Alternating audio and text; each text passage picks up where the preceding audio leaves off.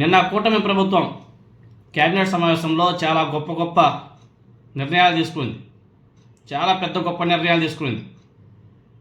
అవి కానీ వింటే మీరు షాక్ అవుతారు. ఒకటి, deputy chief minister Pawan Kalyan garu నటించామంటే సినిమాకు అత్యధికంగా టికెట్ల రేట్లు పెంచేసింది కూటమి ప్రభుత్వం.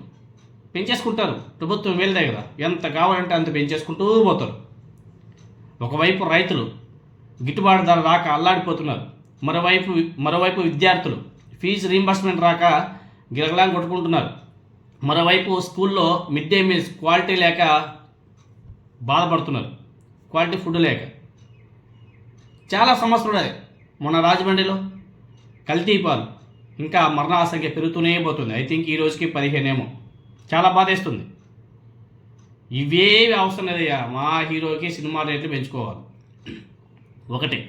రెండవది, ఈ కూటమి ప్రభుత్వం చంద్రబాబు నాయుడు గారి కుటుంబ సంస్థ అయినటువంటి హెరిటేజ్కి కోట్ల రూపాయల విలువైన ప్రభుత్వ రాయితీలు కల్పించుకుంది. ఇదేనా ప్రజలు కోరుకునేది?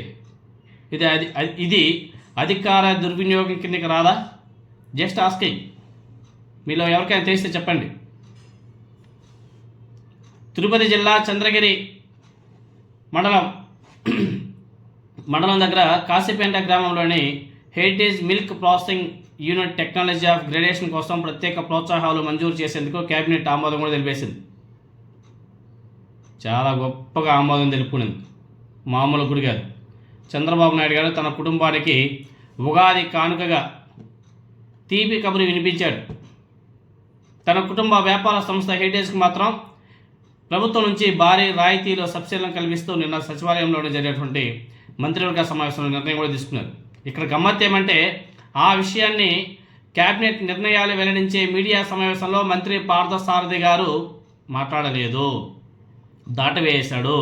కానీ అధికారికంగా విడుదల చేసినటువంటి ప్రకటనలో మాత్రం చాలా స్పష్టంగా రాసి ఉంది.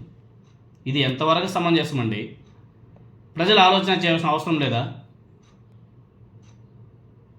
ఏపీ ఫుడ్ ప్రాసెసింగ్ పాలసీ 4.0 కింద మెగా ప్రాజెక్ట్ హోదా పొందినటువంటి ఈ హెరిటేజ్ డైరీ ఆఫ్ గ్రేడేషన్ వల్ల ఉత్పత్తుల తయారీ భారీగా పెరిగినట్లు ప్రభుత్వం పేర్కొంది.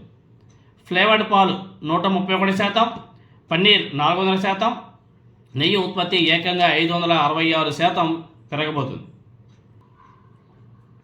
చెప్పారు కదా, హెరిటేజ్ మా కుటుంబ సంస్థ, మా కుటుంబ సభ్యులు దాన్ని నిర్వహిస్తున్నారు. ఆ సంస్థకి ఇప్పటివరకు ప్రభుత్వం నుంచి ఎటువంటి లబ్ధి చేకూరలేదు, ప్రభుత్వ సహాయాన్ని కూడా మేము కోరుకోలేదు. ఈ సంస్థ పెట్టినప్పుడే మేము ఒక నిర్ణయానికి వచ్చాం, ప్రభుత్వం నుంచి ఏది ఆశించకూడదనేదే మా విధానం, దానికి కట్టుబడి ఇప్పటివరకు నడుచుకున్నాం అని చెప్పేసి మాట్లాడాడు కదా.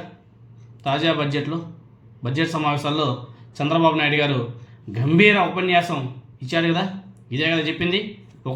ఒకవైపు ప్రభుత్వం నుంచి ఆయాచిత ప్రయోజనాలు పొందుతూ అసెంబ్లీలో మాత్రం హెరిటేజ్కి ఎటువంటి లబ్ధి చేకూర్చడం లేదని చెప్పేసి కళ్ళార్పకుండా అబద్ధాలు చెప్పినటువంటి ఒకే ఒక నాయకుడు, ఒకే ఒక ముఖ్యమంత్రి చంద్రబాబు నాయుడు గారు. గమ్మత్ ఏమంటే, ఆ హెరిటేజ్ సంస్థకు 100% జిఎస్టీ రీయింబర్స్మెంట్ 5 ఏళ్ల పాటు, తర్వాత యూనిట్కి రూపాయి చొప్పున విద్యుత్ రాయితీ, అప్గ్రేడేషన్ టెక్నాలజీపై సబ్సిడీ పేరుతో పెట్టుబడి మీద 50% వరకు, అంటే సుమారు 100 కోట్ల వరకు రాయితీల రూపంలో వెనక్కి ఇచ్చేందుకు కేబినెట్ ఆమోదం తెలిపింది.